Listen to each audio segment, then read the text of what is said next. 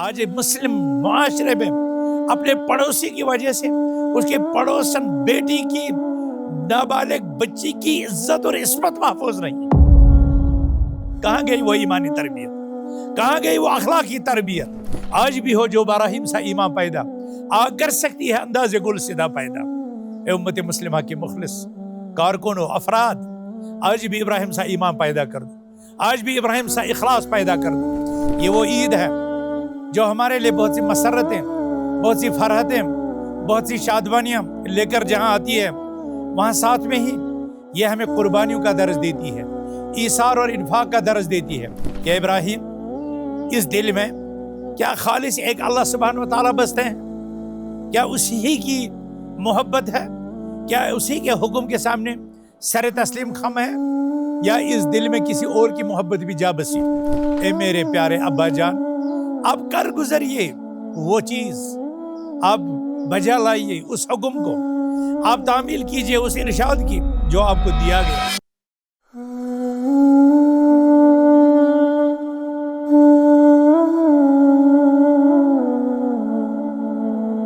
السلام علیکم ورحمۃ اللہ وبرکاتہ۔ الحمدللہ رب العالمین والصلاة والسلام علی اشرف الانبیاء والمرسلین نبینا محمد وعلی آلہ وصحبہ اجمعین وبعد۔ قال اللہ تعالی وفدیناہ بذبح عظیم۔ معزز ناظرین، سامعین کرام، خواتین اسلام، آج امت مسلمہ عید الاضحیٰ المبارک منا رہی ہے۔ آج امت مسلمہ اپنے سال کی دوسری عید، جسے بقر عید بھی اور عید الاضحیٰ بھی کہتے ہیں، کہ تقریبات منانے جا رہی ہے۔ میں خادم جمعیت اہل حدیث جموں کشمیر آپ کا خیر مقدم کرتا ہوں، اور اس عظیم مبارک تہوار پر آپ سب کو اور امت مسلمہ کو اور پوری انسانی برادری کو مبارکباد پیش کرتا ہوں۔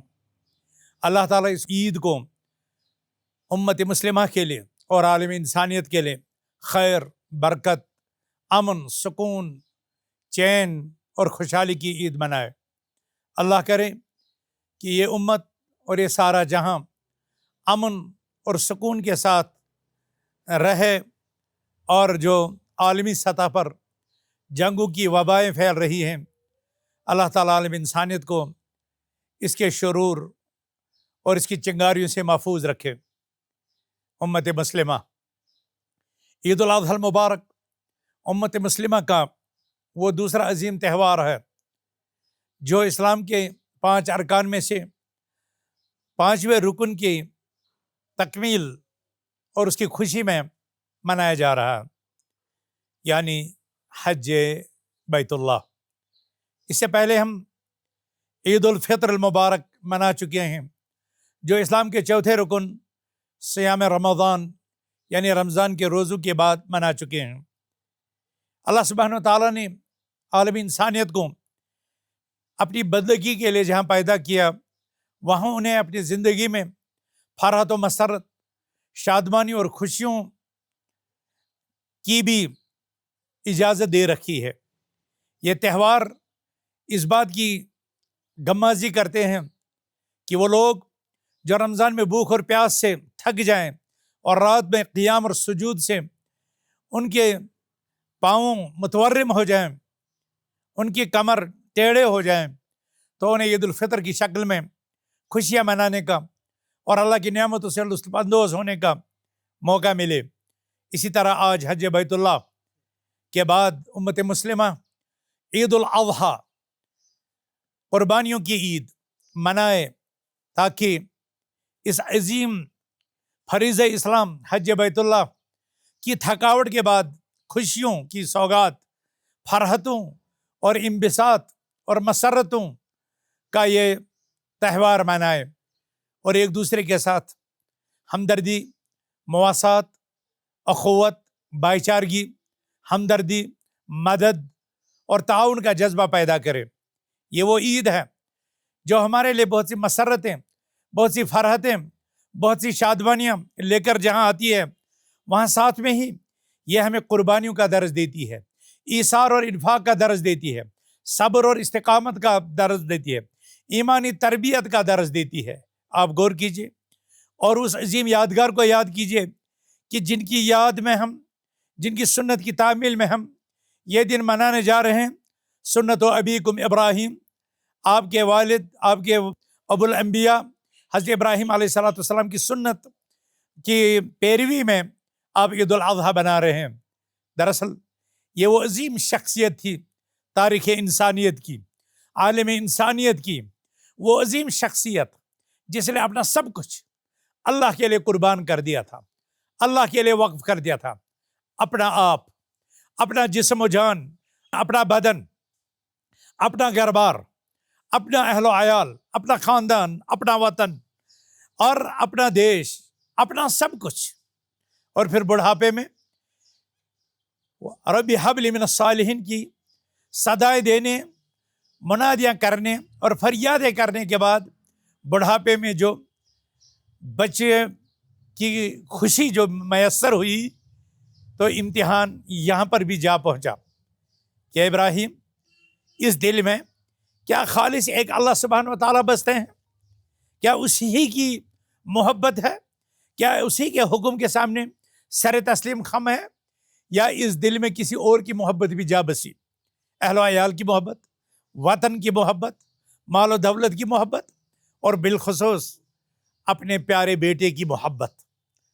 یہ محبت بھی امتحان کی زد پر آ گئی اور خواب میں دکھایا گیا، جو بعد میں بچے کے ساتھ یوں ہم کلام ہوئی، یا بنی انی اری فی المنام انی اذبحک فانظر ماذا تری، اے میرے بیٹے، اے میرے لخت جگر، اے میرے نور نظر، اے میرے دل و دماغ کے قرار، اے میرے دل کے سرور، اے میرے آنکھوں کے نور، اے میرے جگر گوشے، میں خواب میں دیکھتا ہوں کہ میں تمہیں ذبح کرتا ہوں۔ فانظر ماذا تری، اب آپ بھی دیکھیے آپ کی کیا رائے بنتی ہے، آپ کا کیا ارادہ بنتا ہے، آپ کی اطاعت کا کیا عالم ہے۔ قال یا ابت افعل ما تؤمر ستجدنی ان شاء اللہ من الصالحین۔ وہ فرزند توحید، وہ نیک بخت توحید پرست اسماعیل علیہ السلام، ایمانی تربیت کا اعلیٰ مظہر، جواب دیتا ہے، اے میرے پیارے ابا جان، آپ کر گزریے وہ چیز، آپ بجا لائیے اس حکم کو، آپ تعمیل کیجئے اس ارشاد کی جو آپ کو دیا گیا۔ یا ابت افعل ما تؤمر ستجدنی ان شاء اللہ من الصابرین، آپ یقیناً اپنے بیٹے کو فرمانبردار پائیں گے، صبر کا مجسمہ پائیں گے، آپ کر گزریے وہ جو اس کا آپ کو حکم دیا گیا ہے۔ ناظرین کرام، اے امت مسلمہ، دیکھیے ایمان اپنی تمام عظمتوں کے ساتھ، توحید اپنی تمام رعنائیوں کے ساتھ، خود سپردگی اپنی تمام خوبیوں کے ساتھ، اسلام یعنی سر تسلیم خم کرنا اپنے تمام معانی کے ساتھ اپنے عروج پر نظر آ رہا ہے۔ یہ وہ ابراہیم ہے جس کے متعلق اللہ نے کہا وَإِبْرَاهِيمَ الَّذِي وَفَّى، اس ابراہیم کو یاد کرو جو وفا کی تصویر بنا، پیکر وفا بنا۔ ہاں، جب مہمان آئے تو کھانا قربان کر دیا، جب آپ کی آگ کی نظر کیے گئے تو جسم پیش کر دیا گیا، اور جب بیٹے کی قربانی مانگی تو بیٹے کو قربان کرنے سے دریغ نہیں کیا۔ کیا کچھ اس ابراہیم نے نہیں کیا اپنے رب کے حکم کی تعمیل کے لیے، اپنا ارض پاک بھی چھوڑ دیا۔ اسلام کی تاریخ میں پہلی ہجرت جو درج ہوئی وہ ابراہیم علیہ السلام کے نام سے درج ہوئی۔ برات کا جو پہلا اعلان ظاہر ہوا قرآن کی آیات میں، وہ ابراہیم علیہ السلام اپنے سے، اپنے خاندان سے، اپنے گھرانے سے، اپنے والد سے، اپنے قبیلے سے، بلکہ اپنے وطن سے، اور سب سے کہا کہ میں تم سے بری ہوں، شرک سے بیزار، شرک والوں سے بیزار، شرک یا خاندان سے بیزار، خالص اللہ کا حنیفہ کا ان ابراہیم کان امتا قانتا۔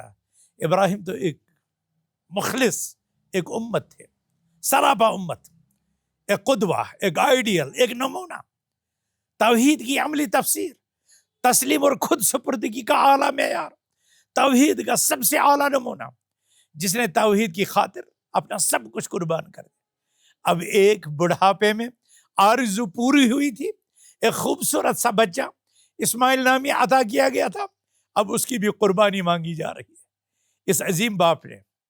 اور پھر اس کی عظیم زوجہ حضرت ہاجر بھی اس عظیم قربانی کی راہ میں حائل نہیں ہوئی۔ کیا آپ نے دیکھا کہ کسی باپ نے اپنے بیٹے کو جنگ کے میدان میں نہیں بھیجا، کسی ملک کو فتح کرنے کے لیے نہیں بھیجا، تجارت کے لیے نہیں بھیجا، بلکہ چھری اٹھا کر کے مذبح کی طرف لے گئے ذبح کرنے کے لیے بچے کو، جو ایک بوڑھے باپ کا آخری امید، بڑھاپے کا سہارا ہوتا تھا۔ آج اسی کی قربانی مانگی جا رہی ہے۔ ابراہیم کے ایمان اور اس کے توحید، اپنے رب کے ساتھ ان کے اخلاص نے انہیں بڑھاپے میں بھی ان کے ایمان میں لغزش نہیں آئی، ان کی قربانی اور ایثار میں لغزش کی جنبش بھی نہیں آئی، اور نکل پڑے۔